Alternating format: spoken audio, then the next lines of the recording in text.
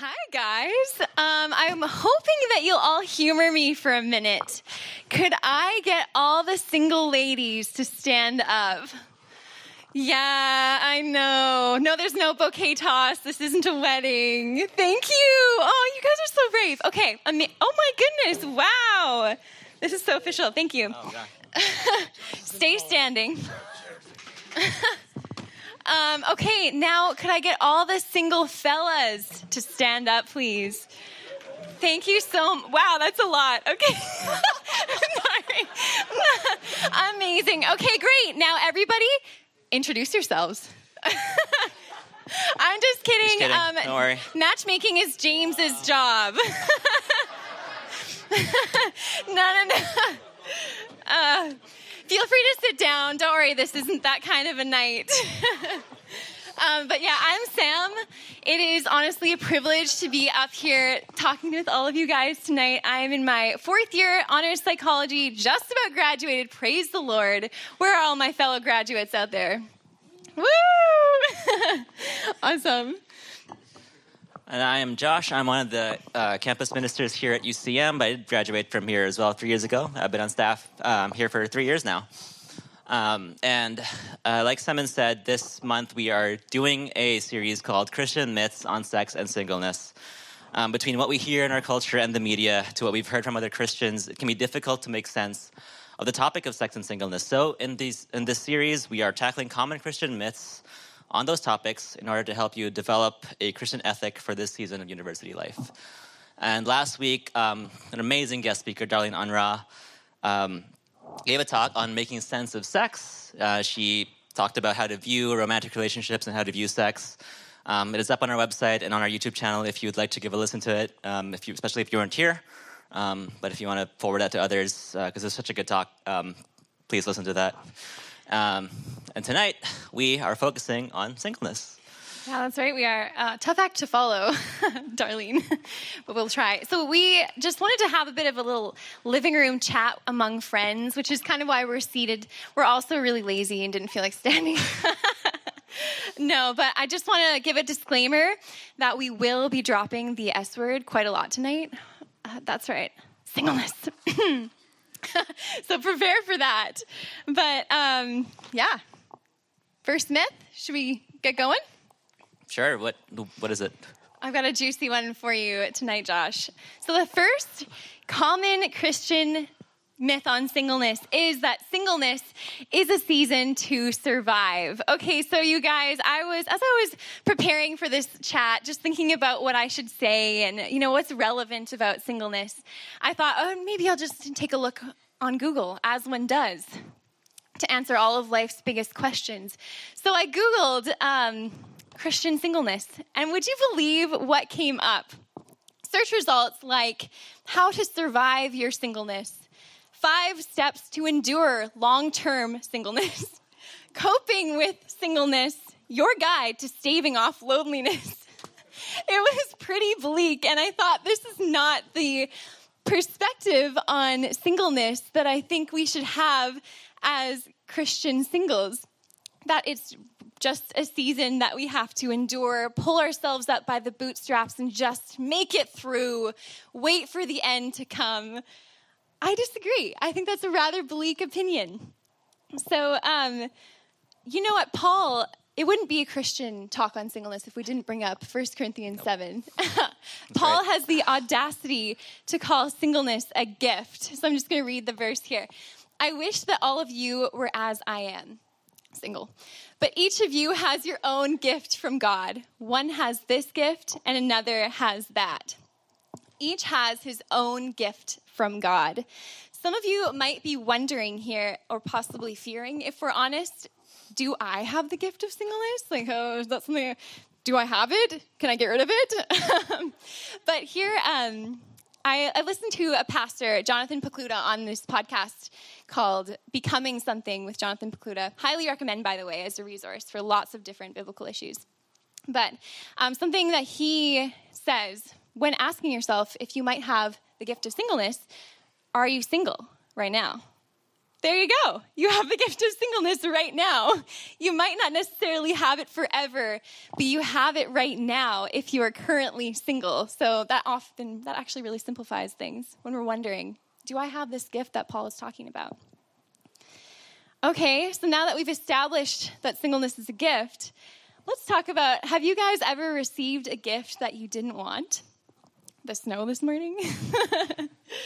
When I was a kid, from like the ages of 5 to probably 13 or 14, like I was getting old, my grandma, love her to pieces, would send me and my sister matching Christmas dresses every year. And you guys, like I tried to find a picture, but my mom said she destroyed all the evidence. But if I could explain them to you, some of them were somehow entirely made of velvet, big bows, like red and green argyle. It was quite something. And let me tell you, I hated them. I really hated them. And every year I would hope and pray that this year would be the year that that tradition dies. But every year in my heart of hearts, I knew that I was going to be receiving that gift from my grandma, and it's going to be another dress, and I'm going to have to wear it in front of all my friends, family, and random churchgoers at the Christmas Eve service, as per tradition. Every year without fail, I would wear that monstrosity to church because even though I wasn't crazy about the gift, and I didn't ask for it necessarily, I loved the gift giver. I think sometimes we can have a similar reaction to singleness and ask God questions like, why am I still single? This isn't what I asked for. This isn't what I was hoping. Maybe like me with the dress, you guys are on a long-term bout of singleness and you're hoping that this year would be different, and it's not. It's the same. You're still single. And maybe you're okay with that, and maybe you're struggling with that, and that's okay. But much like myself with the dress, maybe you'd hoped it was different. Do you take returns, God? Exchanges? Store credit even? Anything. Give me something else this year. Give me something new. But much like the dress analogy, what if we used our season of singleness even if we didn't necessarily ask for it? Used it as it was intended to be used. I wore that dress on Christmas Eve as it was intended to be used. Didn't necessarily enjoy all aspects of it, but I wore it. Do we, even if we don't love the gift, do we love the gift giver? God is so good, and nothing that he gives us is out of malice or out of spite.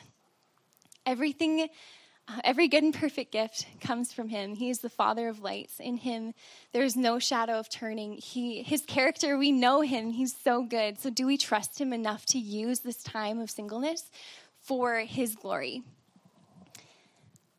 I think that God loves us too much to give us everything that we want when we want it.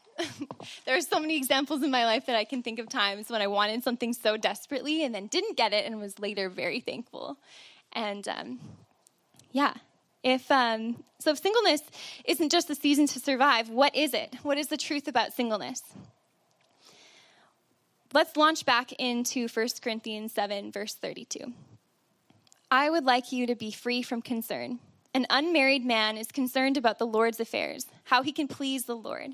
But a married man is concerned about the affairs of this world, how he can please his wife, and his interests are divided. An unmarried woman or virgin is concerned about the Lord's affairs. Her aim is to be devoted to the Lord in both body and spirit. But a married woman is concerned about the affairs of this world, how she can please her husband. I am saying this for your own good, not to restrict you, but that you may live in a right way in undivided devotion to the Lord. I think that pretty much sums up the purpose of the singleness season.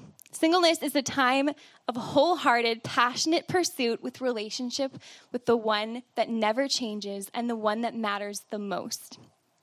It is a time of unimaginable possibility because we have so much time that we can spend devoting ourselves to pursuing God each day. Yeah, I know we're university students and we've got crazy schedules, exams, midterms, assignments. But when was the last time you spoke to a married person with kids? Hey, James, how much free time would you say you have in a week to do with what you want? Very little. Yeah. So let's not waste our single years waiting for them to be over. Don't get me wrong, I'm not bashing marriage. I think it's beautiful. I think it was created by God, and it's amazing. And I think it's okay to want that. It's so okay to desire to be married. I think that's great. But let's not let the desire become worshiping marriage, become worshiping relationship. Let's keep a desire to live in the present moment and let pursue the abundant life that God is offering to us right now in our singleness. Whether you're married, dating, single, whatever status is on your Facebook homepage, we have an abundant life that is offered to us by the maker of heaven and earth. So I just wanted to end this one myth with some practical tips that we can employ to steward our season of singleness well. So I have them here. Setting up good habits. Like I mentioned before, we have time, and let's use it wisely. Getting time in prayer, spending time in the Word, cultivating a relationship with Jesus. Secondly, here we have serve God and serve others. I think that service can be a really powerful antidote to self-pity, which I think is an easy trap to fall into when we're single for a long period of time, or even a short period of time. When we can start feeling like we're the only one left, it's just us who's experiencing singleness, and we can get so in our head and our thoughts can get so swirly that a really powerful antidote is to think about others, to get yourself out of your own head, and not as a way to escape your problems, your qualms, your questioning, but rather as a way to just show God's love, to be used by him in this time. Lastly, one last comment on the topic of the gift of singleness. I count it a huge blessing to understand and appreciate the beauty of singleness while I'm still in it. And I think that's one of my challenges for all of us singletons here tonight is to embrace and to know and to understand this beauty while you're single, rather than looking back on it in 10, 20, 50 years wishing, I wish I would have stewarded that season well. I wish I would have used it. I wish I wouldn't have spent it wishing for it to be over. So myth number 1, singleness is a time to survive. You know what I thought about that when you were talking? It's just like, I've definitely been there myself, or I was like, God, why? I don't like this gift that you've given me. But listen to what Sam's saying. Appreciate the gift of singleness and use this season wisely in pursuit of relationship with Jesus. All right. So, our second myth that we want to talk about has to do with issues and problems that people blame on singleness. Okay. So here it is on the screen there. All these problems that I have will go away once I'm no longer single. What I'm going to be talking about is mainly issues that especially men believe will go away when they're in a committed relationship or when they're married. Okay, I'm talking to mostly the men here, but maybe some of the women. And the example I'm going to be using here is addiction to pornography and masturbation. Okay, so we are going to talk about that tonight. The same pastor that hosts the podcast that Sam referred to earlier, Jonathan Pokluda, he mentions that he has spoken to so many men that think that their addiction will go away once they're married because of things like the misconception that marriage means sex whenever they want. But here's a quote from Jonathan Pokluda. I've never met somebody with marital problems. I've only met with single people with single people problems that they've drug into marriage. And the point of that quote, I can't speak for the truth of that quote. I've never been married. I don't know what the problems are in marriage or if they exist or not. But the point of that quote is to use that season of singleness to work on those issues instead of waiting and expecting to heal when you're no longer single. The Apostle Paul mentions purity and sexual morality a lot in his letters. So Romans 12, 1-2 says this, therefore I urge you, brothers and sisters, in view of God's mercy, to offer your bodies as a living sacrifice, holy and pleasing to God. this is your true and proper worship. Do not conform to the pattern of this world, but be transformed by the renewing of your mind. Then you will be able to test and approve what God's will is, his good, pleasing, and perfect will. And 1 Thessalonians chapter 4, verses 3 to 5, it is God's will that you should be sanctified, that you should avoid sexual immorality, that each of you should learn to control your own body in a way that is holy and honorable, not in passionate lust like the pagans who do not know God. And the point that Paul is trying to make here, right, is he's urging his readers to stay sexually pure, even if that goes against the norm in the world. Like you guys know, you live in this world at this secular university that sex, porn, all that stuff, a lot of people just kind of think that is okay and it's normal, and it's weird if you don't participate in it, right? Reading this verses actually reminded me of a story that my friend David Lee told me. Some of you know him. He's the on-campus staff for Power to Change here. He's told me that when he goes back home to Hong Kong and chats with his non-Christian friends about his work as someone who works for a Christian organization, and they're complaining to him about like being sexually frustrated, basically, they are baffled when they learn that he's not even tempted and basically avoids all of that. And I bring this story up because in this case, David's non-Christian friends can represent, quote unquote, the world. And we need to know how to go, against the norms of that in order to follow God's will instead, especially if that norm is exactly that, against God's will. And to bring it back to the topic of singleness that we're talking about tonight, we need to know how to renew our minds in such a way that we do not use singleness as an excuse for our sexual immoralities, right? There's a book I read in preparing for this. It's called Not Yet Married by Marshall Segal, I don't know how to say his name. But chapter 7 in the book mentions 9 lies about the single life, or the not yet married life, as he calls it. And I wanted to emphasize lie number 8 here. It says, I'm undisciplined and keep sinning only because I'm still single. The freedom feels good, and no one knows, cares, or is affected by my behavior. In this section of the book, Segal mentions that singleness can mean being unchecked and not being accountable to anyone. And he points this out as well. Marriage can offer the up-close and personal accountability we might not have in our singleness.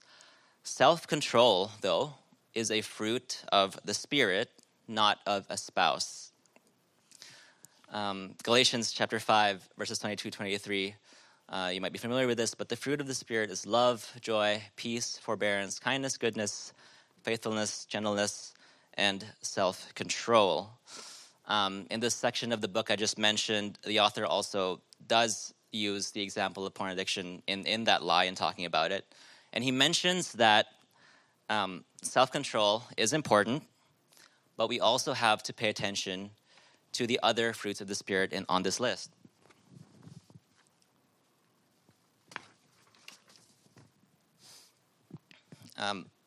Here's just a quote from that book. Our fight for purity is not merely a fight for self-control. It's also a pursuit and expression of love, peace, patience, kindness, goodness, faithfulness, gentleness, and joy. When we focus on willpower and self-denial and neglect the rest, we rob ourselves of most of the weapons God has given us for the war. Don't just fight for self-control, fight for joy. Those who choose to see less today will see more forever. So, in that case, how can we pursue joy and self-control, and how can we renew our minds so that we don't use singleness as an excuse for these sin issues that I know many people face? So first of all, we need to find accountability with others.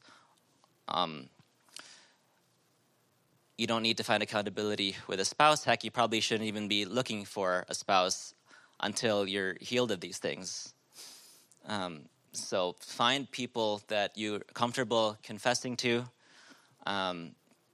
people you're comfortable staying accountable to, and work on strategies together to heal.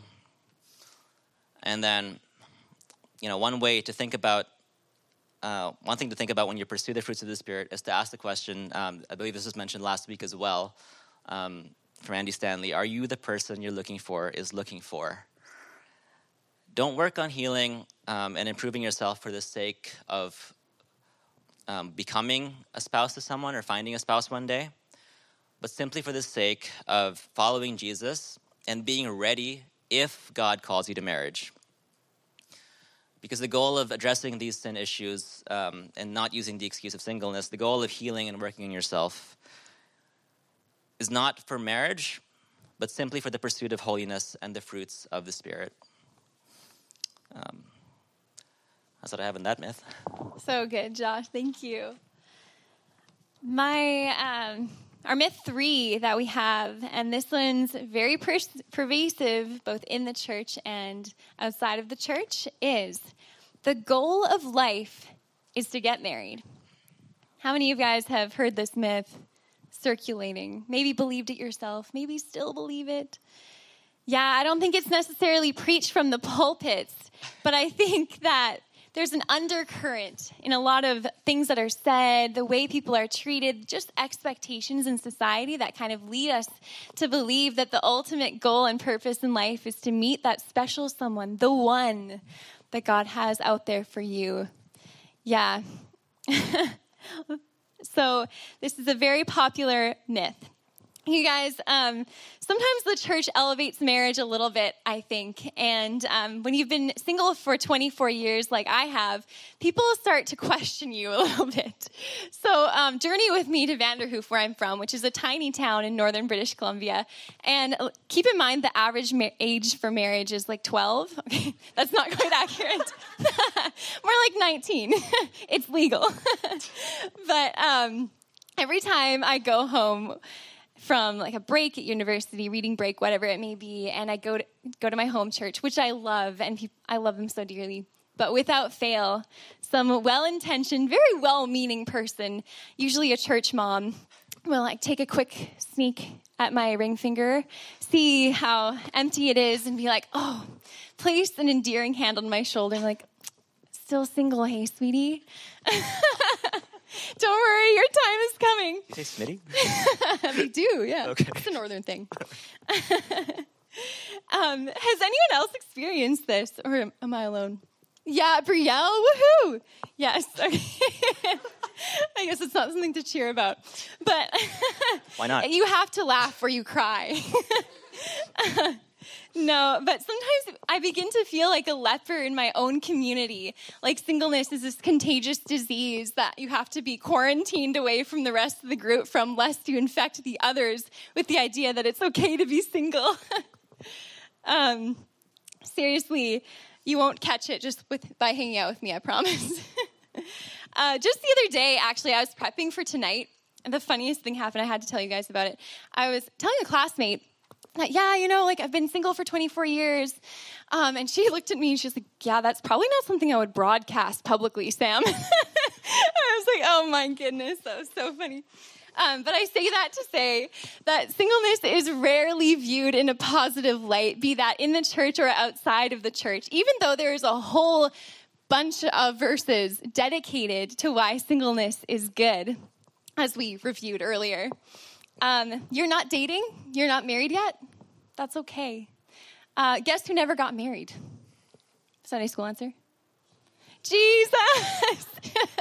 Yes, he was the Son of God, but there are so many examples of other influential Christians that remain single for either long periods of their life or forever. For example, the Apostle Paul, can't not mention that guy. Corrie ten Boom, single for 91 years. I suddenly feel very unqualified being up here with my 24. C.S. Lewis, single for most of his life. Dietrich Bonhoeffer, Mother Teresa, these are just a few of the names that I'm sure you've all heard that have been incredibly and tremendously impactful on the church. And guess what? They didn't get married. Or maybe, I think, C.S. Lewis did later on, but he was single for a large chunk of time. So it's okay. And I'm not saying this to try and convince you that singleness isn't challenging. It is challenging. But I want to inspire you with hope that it is a season with a purpose and with a reason. Whether we can see that right now as all our friends go on dates and get engaged and get married and start having kids or not. It has a purpose and has a reason. Accompanying this myth is a bonus myth. I'm still single, so something must be wrong with me. I've heard this a lot. I talk about singleness a lot. I don't know, it just comes up. I'm really passionate about it, if you guys can't tell. But so many fears can sprout up that accompany this thought. So many lies from the enemy, like, I'm not enough, I'm not good enough, I'm behind, or I should be at a different stage by now, or even I'm gonna die alone. If you guys have experienced any or all of these fears, just know that you're not alone. You guys, so many stories. I was once at a bachelorette party, and one of the girls there asked me, she was like, asked me about my love life, as one does. And I told her, oh yeah, nope, there isn't one. And she looked at me with like this really serious expression on her face and asked, she's like, wow, so like, are you worried something must be wrong with you? And I was like, well, now I am. I'm just saying this because these thoughts can enter our mind and cause a lot of anxiety and a lot of fear. And the swirly brain can kick in and we start to think that we're inferior, not enough, or forgotten by God. And I just want you guys to know, if anybody is thinking that, it is just so not true. You are so loved, you are chosen, and you are in this place and this season for a reason. And whether that looks like, I don't know, there's so much freedom, you guys. You can leave the country literally tomorrow, except that you're all in school, so you actually can't, and you're probably all broke. But aside from those reasons, you can leave the country and not have to ask permission. That's just, there is a time for singleness. And there is a time to rejoice in it. And I think it's okay to mourn. I think it's okay to be sad. We're human. We're going to feel those things sometimes. Like the loneliness is going to come. We're going to feel jealousies from time to time. We're only human. These things happen. But mourn with hope. Mourn with hope. Because God is so good. Matthew 6:25-27 says this. Therefore, I tell you, do not worry about your life, what you will eat or drink, or about your body, what you will wear. Is not life more than food, and the body more than clothes? Look at the birds of the air. They do not sow or reap or store away in barns, and yet your heavenly Father feeds them. Are you not much more valuable than they? Can any of you, by worrying, add a single hour to your life? Yeah, that verse is a lot easier said than done. But I just want you guys to know, there is no prescriptive timeline for your life. There is no place that right now you should be instead of where you're at right now. If your heart is yielded and surrendered to the Lord, that is where you should be, whatever your life circumstances look like. The myth of marriage being the ultimate goal distracts us from the actual target in life, to know Jesus and to make him known. I think that singleness does not have a lesser purpose than marriage. It actually teaches us the sufficiency of Jesus, that he is enough. One thing that I think I've done in the past but have realized that it's so problematic is that we can't lower our theology to match our circumstances. Our relationship status cannot equate to God's faithfulness in our lives. If we want to be dating, want to be married, want to have kids by now, and we're not, that does not make God any less faithful.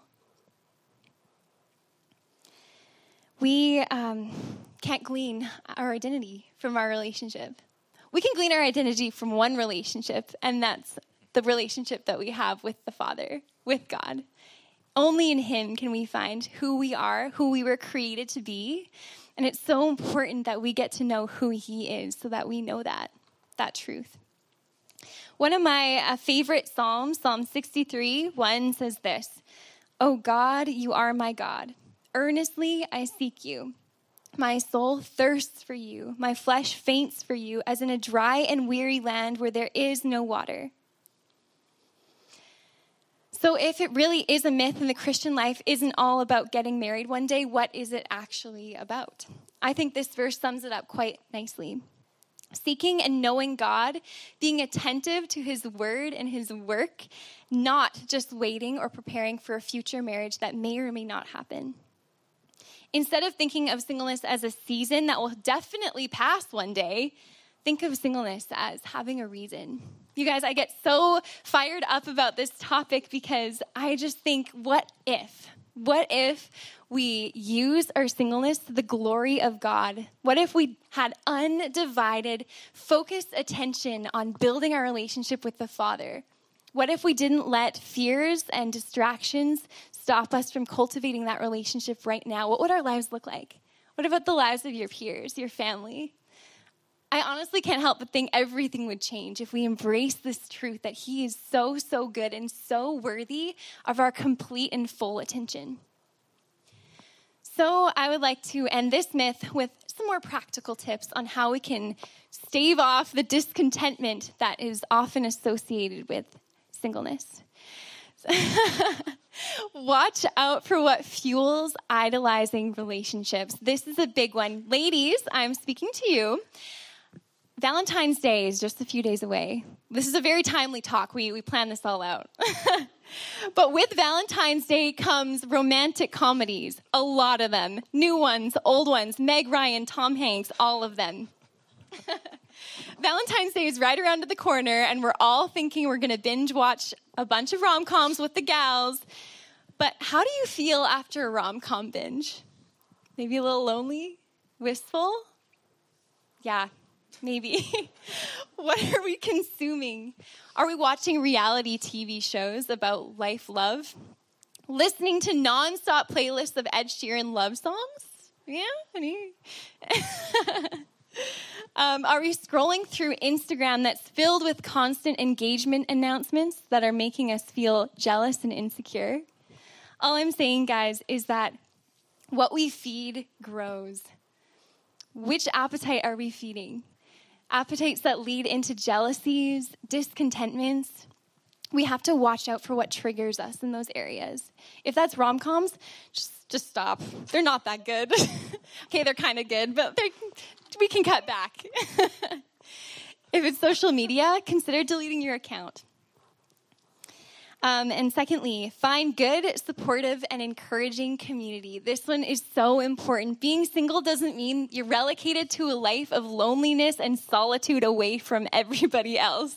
Actually, just the opposite. I think it's so much easier to do singleness well in community with others. Find your people. We all stood up. Like, all those single ladies just stood up. Did you introduce yourself to the single ladies? Those could be your people, your community that can spur one on and encourage each other when things get tough, because things do get tough. Loneliness can come, discontentment can come, but it's so important to have that community that we can turn to for support, for encouragement, and for biblical truth and wisdom. So join a core group or a huddle. It's never too late.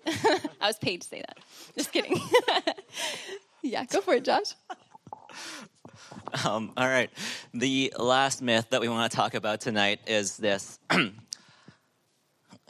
If you desire to be married, then it's God's will. So some Christians believe that because you simply want or desire something, and that desire is from God, and therefore it is his will for you to attain that desire.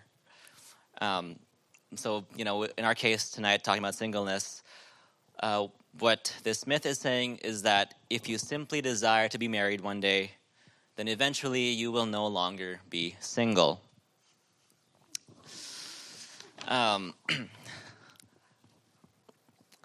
But this poses problems immediately, right? Just the statement itself. Desires can be directly related to sin and temptation. Let's go back to Galatians 5, verses 17 and 19 to 21. For the desires of the flesh are against the spirit, and the desires of the spirit are against the flesh. The works of the flesh are evident: sexual immorality, impurity, sensuality, idolatry, sorcery, enmity, strife, jealousy, fits of anger, rivalries, dissensions, divisions, envy, drunkenness, orgies, and things like these. These desires can be dangerous. 1 Corinthians 7, Paul says, next slide. But if they cannot exercise self-control, they should marry, for it is better to marry than to burn with passion. Problem with things like that, in terms of what I'm talking about right now, is that the issue can go into even further issues like, are you desiring marriage because you desire sex? So, one way we can then be watchful of these issues is to first make sure that we align our desires with God's will.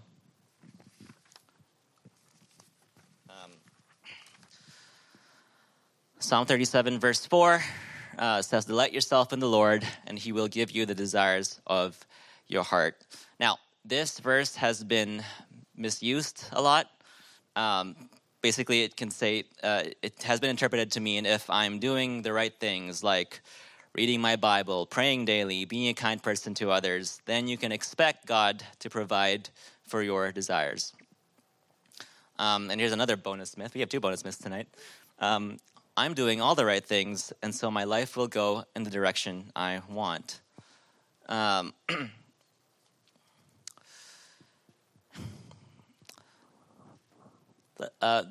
this verse, Psalm 37:4, it does mean he will give you what your heart desires, but you have to first delight yourself in the Lord, so that eventually your heart will desire the right things. But what does delighting in the Lord even mean? In studying this verse, I found that the Hebrew word for delight in this verse means to find enjoyment in God. So when we tell you things like read your Bible, pray every day, things most of you have probably heard a million times, you actually have to enjoy the time that you're spending with God in those moments. It can't be just that you are checking it off as part of your to-do list. It's great to have it on your to-do list every day. You should, but enjoy it. Enjoy the presence of God in those moments. And a way to find ways to enjoy and delight in God's presence in your life as you do these things as a single person is just to go back and do the things that we've already talked about with the other myths. Find community that can support you, that can encourage you, and to whom you can be accountable. Serve others joyfully, rejoice in that. Of course, work on becoming the person you're looking for, like I mentioned earlier. So it's important to work firstly on delighting yourself in the Lord, and then praying that the desires you have out of that align with His, so that you can find contentment in this season of singleness. Keeping that last one short and simple. I think that's it for our myths tonight, hey? Yeah, sorry if you guys were expecting a talk on singleness, but how to not be single for long. We kind of took it a different direction. But I hope you're all so encouraged and excited like I am